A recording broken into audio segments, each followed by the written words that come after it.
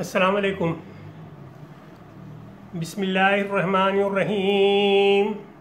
الف لام میم۔ اللہ لا الہ الا هو الحی القیوم نزل علیک الکتاب بالحق مصدقا لما بین ایدیہ وانزل التوراۃ والانجیل من قبل هدى للناس وانزل الفرقان ان الذين كفروا بآيات الله لهم عذاب شديد والله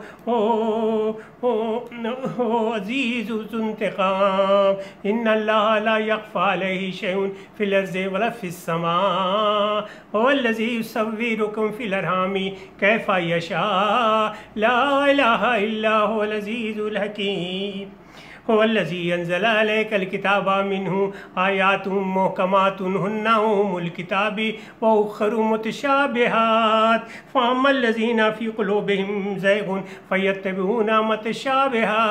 منه ابتغاء الفتنة وابتغاء تأويله وما يعلم تأويله إلا الله والراسخون في العلم يعقلون آمنا به كل من عند ربنا ما يذكر إلا أولو الألباب ربنا لا تزغ قلوبنا بعد إذ هديتنا وهب لنا من لدنك رحمة إنك أنت الوهاب ربنا إنك جامع الناس ليوم لا ريب فيه إن الله لا يخلف الميعاد۔ یہ آل عمران کی آیت تھی پہلی رکوع کی 1 سے لے کے 9 تک کی، یعنی 1 سے 9۔ یہ صورت مدنی ہے اور اس کی تمام آیتیں مختلف اوقات میں اتری ہیں، اور اس کا ابتدائی حصہ یعنی کہ 83 آیات جو ہیں عیسائیوں کے وقت نجران کے بارے میں نازل ہوا ہے، جو 9 ہجری میں نبی صلی اللہ علیہ وسلم کی خدمت میں حاضر ہوا تھا۔ انہیں دعوت مباہلہ بھی دی گئی تھی۔ ابرہا کی مبالہ کسے کہتے ہیں؟ مبالہ ہے کہ ایک دوسرے کے حق میں بد دعا کرنا، یعنی کہ کسی اصلاح شریعت میں کسی تنازع مسئلے کو خدا پہ چھوڑنا اور یہ کہنا کہ اے اللہ جو غلط ہو اسے تو نیست نابود کر دے یا وہ برباد ہو جائے۔ یہ تو اس کو دیا دعوت مبالہ بھی دی گئی تھی، جس کی تفصیل کبھی آئے گی۔ اس صورت میں 20 رکوع ہیں، اور اس پہ ایک چیز بتا دوں کہ اللہ لا الہ الا هو الحی القیوم، یہ جو ہے اس کے بارے میں لوگ کہتے ہیں اسم اعظم ہے، اور اسم اعظم کے بارے میں تو پتہ ہے آپ کو کہ اسم اعظم سے 2 دعائیں مانگی جاتی ہیں، وہ قبول ہوتی ہے۔ دوسری بات اس میں ہے کہ اس میں ہے حی اور قیوم، حی القیوم ہے نا، اللہ لا الہ الا هو الحی القیوم۔ تو حی کے معنی جو ہے یہ دونوں اللہ تعالیٰ کی خاص صفات ہیں، اور حی کا مطلب ہے وہ ازل سے ہے اور اب تک رہے گا، اور اسے موت اور فنا میں فنا نہیں آئے گی۔ اور قیوم کا مطلب ہے ساری کائنات کا قائم رکھنے والا، محافظ اور نگراں، اور ساری کائنات اس کی محتاج ہے، وہ کسی کا محتاج نہیں۔ عیسائی جو ہے دنیا میں، عیسائی جو ہے حضرت عیسیٰ علیہ السلام کو اللہ اور ابن اللہ یعنی خدا کا بیٹا مانتے تھے۔ گو اس کے ذریعے پیغام دیا جا رہا ہے اس آیت کے ذریعے کہ عیسیٰ علیہ السلام بھی اللہ کی مخلوق ہیں، وہ ماں کے پیٹ سے پیدا ہوئے ہیں، اور ان کا زمانہ ولادت جو ہے کافی عرصے کا ہے، یعنی کہ موسیٰ علیہ السلام وغیرہ سب آ چکے تھے تب آئے تھے، اور اس کے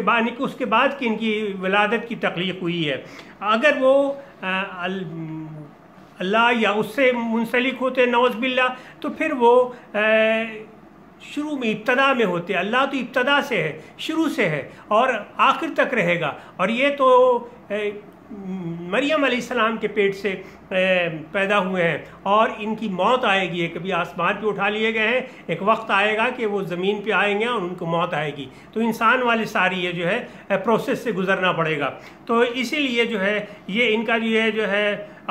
جو یہ الزام ہے، تہمت ہے، وہ غلط ہے۔ اچھا، اس کے بعد اس میں جو ہے دوسری چیزیں ہیں کہ جس کے معنی ہیں کہ پہلے ہے کہ الف لام کا معنی اللہ تعالیٰ نے رسول صلی اللہ علیہ وسلم نے اور کسی نے بھی اس کو علماء نے نہیں بتایا ہے اور منع کیا ہے کہ نہیں اس معاملے میں نہیں پڑھو، کیا ہے وہ اللہ ہی جانتا ہے۔ دوسرا ہے کہ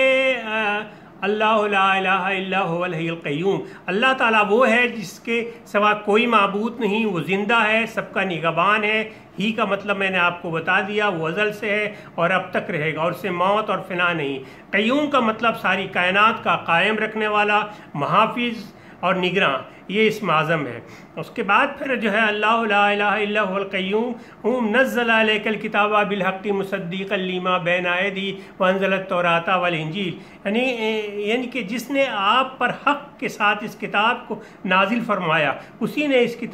اسی نے اس سے پہلے توریت اور انجیل کو اتارا تھا، اور اس سے پہلے لوگوں کو ہدایت کرنے والی بنا کر، اور پھر قرآن بھی اسی نے اتارا۔ جو لوگ اللہ تعالیٰ کی آیتوں سے کفر کرتے ہیں ان کے لیے سخت عذاب ہے، اور اللہ تعالیٰ غالب ہے، بدلہ لینے والا ہے۔ اور اس کے بعد پھر جو آیت آتی ہے یہ ہے کہ اللہ تعالیٰ جو ہے اس کا معنی میں بتا دے تو اللہ تعالیٰ جو ہے ہر زمین و آسمان کی کوئی بھی چیز ہے اس سے پوشیدہ نہیں ہے۔ وہ اس کے بعد پھر ماں کے پیٹ میں وہ تمہاری جس طرح چاہتا ہے بناتا ہے، اس کے سوا کوئی معبود برحق نہیں، وہ غالب ہے، حکمت والا ہے۔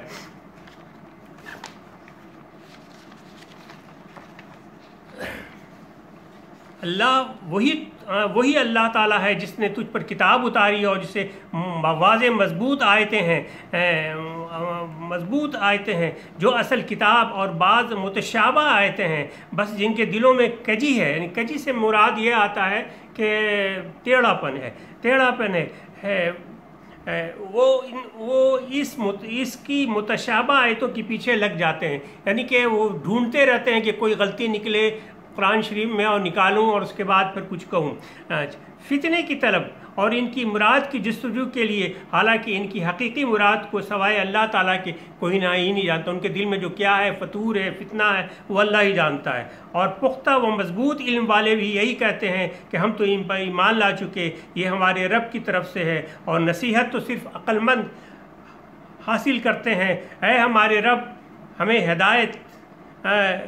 دینے کے بعد ہمارے دل ٹیڑھے نہ کر دے اور ہمیں اپنے پاس سے رحمت عطا فرما، یقیناً تو ہی بہت بڑی عطا دینے والا ہے۔ اور اس کے بعد پھر آخری جو آیت تھی اس میں جو میں نے آپ کو کہا اس کا جو معنی ہے اے ہمارے رب، اس کا وہ بھی میں پڑھ دیتا ہوں۔ آخری جو آیت ہے آل عمران کی،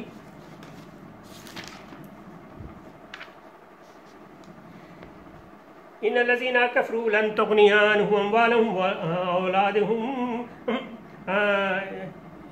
ربنا انك جامع الناس ليوم لا ريب فيه ان الله لا يخلف الميعاد۔ یہ آیت نمبر 9 تھی۔ اس کا جو معنی ہے ہمارے رب، تو یقیناً لوگوں کو ایک دن جمع کرنے والا ہے جس کے آنے میں کوئی شک نہیں، یقیناً اللہ تعالیٰ وعدہ خلافی نہیں کرتا۔ میں تھوڑی سی اس کے بارے میں اور بتا دوں کہ یقینی یعنی اس کے منزل من اللہ ہونے میں کوئی شک نہیں ہے۔ اس سے پہلے انبیاء پر جو کتابیں نازل ہوئیں، یہ کتاب اسی کی تصدیق کرتی ہے کہ ہاں صاحب قرآن میں ہے کہ توریت آیا، انجیل آیا، اس کی تصدیق کر رہی ہے، یعنی جو باتیں ان میں درج تھیں ان کی صداقت، ان میں بیان کردہ پیش گوئیوں کا اعتراف کرتی ہے،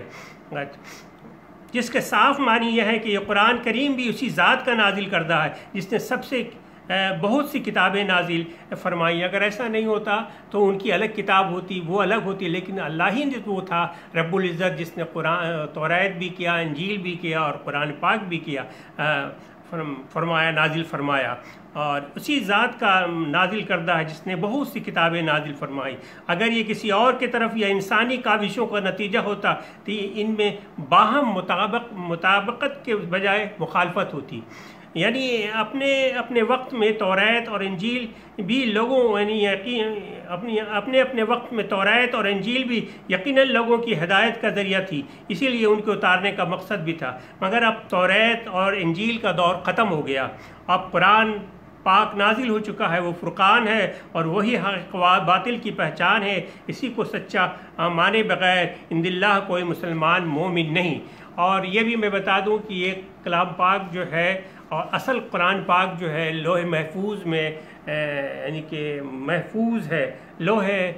وہ محفوظ ہے، ایک جگہ ہے، ایک مقام ہے، وہاں محفوظ وہاں رکھا گیا ہے، اور اس کو عام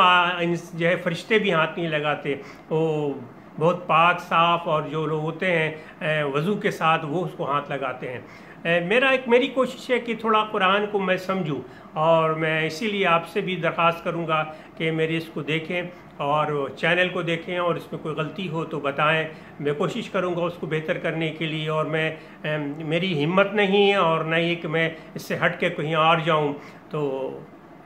جو قرآن میں ہے اور جو سچی ہے بات اسی کی بات جو تک سمجھ میں آتی ہے اس کو میں نے آپ کی خدمت میں پیش کر دیا۔ اور میں آپ سے اجازت چاہنے سے پہلے ایک کہوں گا کہ میرے اس چینل کو سبسکرائب کیجئے، میری ویڈیو کو لائک کیجئے اور اپنے کومنٹس دیجئے اور دعا کیجئے ایک دوسرے کے حق میں کہ دنیا تو چند دن کی ہے، کہ اللہ تعالی ہمیں اور آپ کو سیدھے راستے پہ لے جائے۔ اور اس کے ساتھ اجازت چاہوں گا، اللہ حافظ۔